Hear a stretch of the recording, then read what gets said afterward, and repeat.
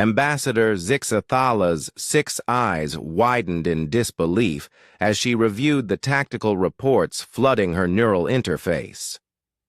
The crystalline spires of the Galactic Council chamber hummed with anxious energy as representatives from 17 different species gathered for an emergency session.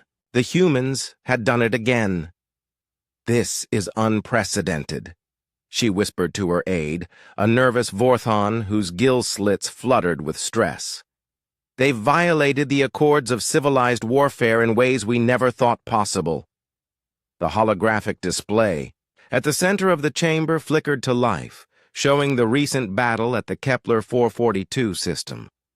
What should have been a standard territorial dispute between the Confederation of Aligned Worlds and the Human Coalition had turned into something that defied every military doctrine developed over 10,000 years of galactic civilization.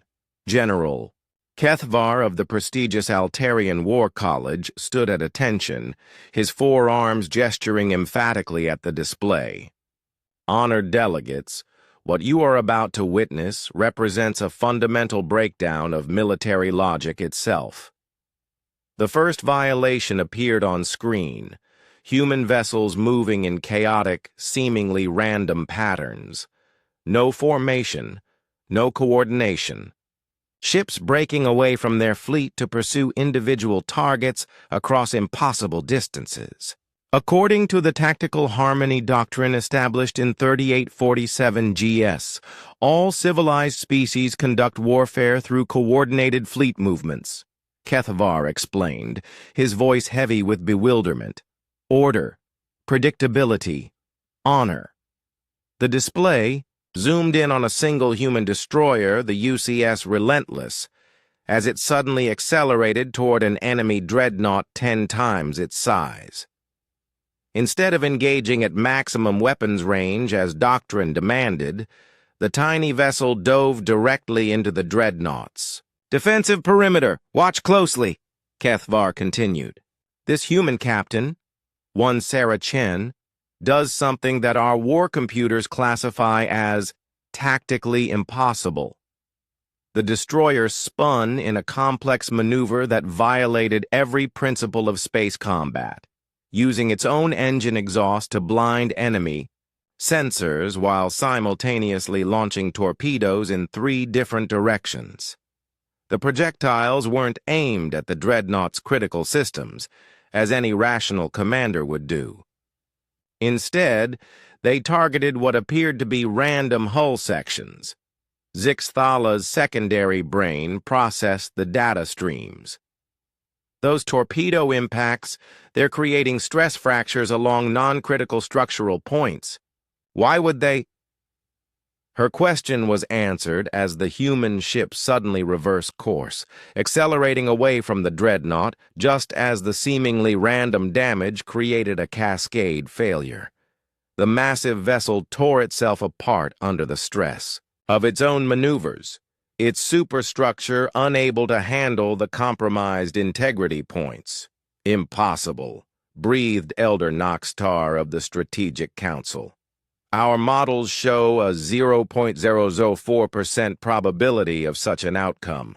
No rational being would attempt such a maneuver." But the violations were just beginning. The display shifted to show human ground forces on the contested moon of Xerion Prime. Galactic doctrine for planetary assault was clear. Establish beachheads, secure supply lines, advance in coordinated waves with proper air support. The humans had read the manual, apparently, then used it for target practice. Human Marines were dropping from orbit in individual pods, scattered across the moon's surface with no apparent coordination. Some landed in enemy strongholds, others in empty wilderness. A few seemed to have aimed for the most heavily defended positions on purpose. "This is Corporal Maria Santos," General Kethvar narrated, as the display focused on one human soldier who had landed directly in the middle of an enemy command bunker. Instead of trying to fight her way out, she had immediately begun talking to her captors. The translation circuit struggled with her words. "Hey there, folks. Beautiful weather for a war, don't you think? Say, you wouldn't happen to have any coffee in this place? I've been falling through space for 6 hours and I'm absolutely dying for a cup." The defending Zalari warriors, bred for combat from birth and trained to show no mercy, stood frozen in confusion. Their cultural protocols had no framework for an enemy who landed in their stronghold and asked for refreshments.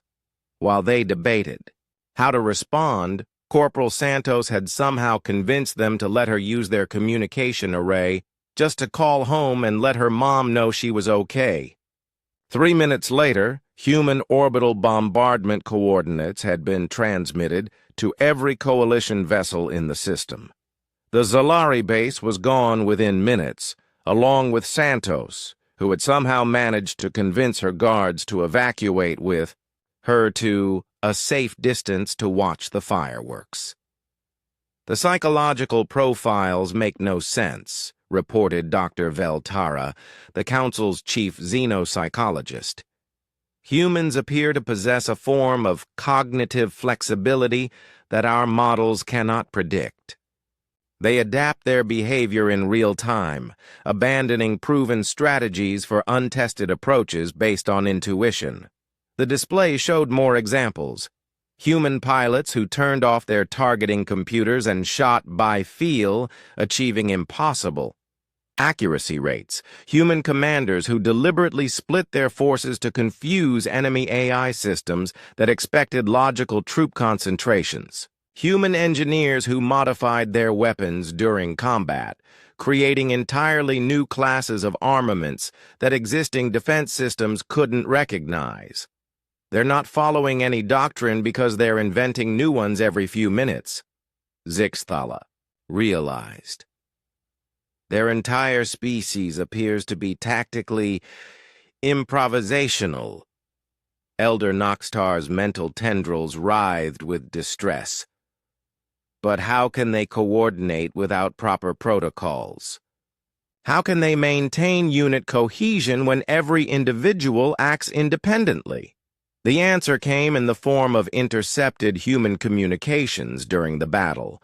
Instead of crisp military orders, the channels were filled with references to something called movies, video games, and that thing Johnson did on Titan last year. They were using cultural touchstones and shared experiences as tactical frameworks, creating an improvised command structure that no external observer could predict or counter. Essentially, Dr. Veltara concluded, they're using their own unpredictability as a weapon. Every human soldier is simultaneously following orders and thinking independently, creating emergent behaviors that exceed the sum of their individual capabilities. The holographic display faded, leaving the chamber in stunned silence. The implications were staggering. For 10 millennia, Galactic civilization had operated under the assumption that warfare, like all complex endeavors, required rigid structure and predictable protocols. The humans had proven that assumption catastrophically wrong. "What do we do?" whispered Ambassador Crixtel of the Traders Union. "How do we fight an enemy that refuses to follow the rules of fighting?" Zixthala studied the final casualty reports. The Confederation had suffered a decisive defeat, despite overwhelming numerical and technological superiority. The humans hadn't just won, they had redefined victory itself. "Perhaps," she said slowly, "the question isn't how to fight them. Perhaps the question is whether we should be fighting them at all." The chamber erupted in multilingual debate, but Zixthala was already composing a message to the human coalition. If you couldn't predict them, perhaps you could negotiate with them. After all, any species that could turn warfare into an art form might have interesting perspectives on peace. Outside the crystal spires, human ships continued their chaotic patrol patterns. Their crews probably making up new tactics over coffee and arguing about whose turn it was to do the dishes.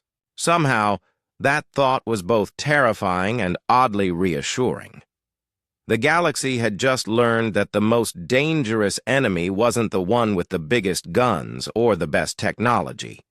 It was the one who looked at the rules, laughed, and decided to write their own.